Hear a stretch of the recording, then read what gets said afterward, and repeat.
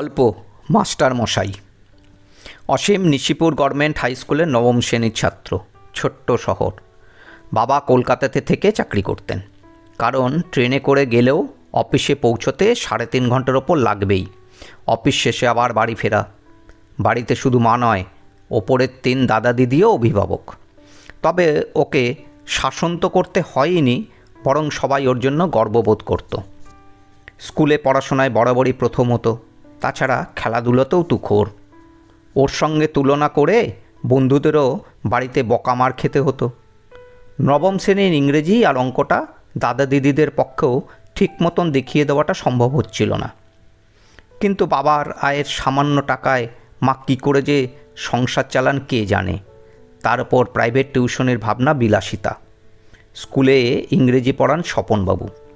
উনি ক্লাসে পড়াতে গিয়ে নিজের অভিজ্ঞতায় ব্যাপারটা বুঝে অসীমকে আলাদাভাবে ডেকে ওনার পড়ার ব্যাচে চলে আসতে বললেন।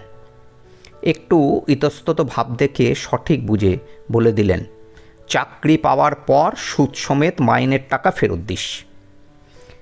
অসীমের মা মাঝে মাঝে টিফিন কৌটো করে কচুন্নতি, কচুর শাক, মোচা, থোর প্রভৃতি দিয়ে কিছু পদ রান্না করে পাঠাতেন। মাস্টারমশাই বলতেন, বাড়িতে সবাই যে কি তৃপ্তি করে খায় কি বলবো, তোকে আর সুদ দিতে হবে না। 12 ক্লাসে অসাধারণ রেজাল্ট করার পর মিষ্টি নিয়ে মাস্টারমশাইয়ের বাড়িতে গেলে উনি বললেন, তোর মতন ছাত্রের নম্বর আমার মান কত বাড়িয়ে দিয়েছে তুই বুঝবি না। তোর চাকরি পর্যন্ত অপেক্ষা করা যাবে না, আজই আসল টাকাটা দিয়ে দে। হতভম্ব অসীমকে দেখে তাড়াতাড়ি বুকে জড়িয়ে ধরলেন।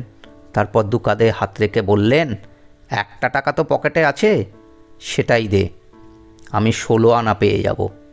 ভেবে দেখেছি শিক্ষকের কাছে ঋণী থাকা উচিত নয়। অসীমের চোখ থেকে টপ টপ করে জল মাস্টারমশায়ের পায়ের পাতায় পড়তে লাগলো।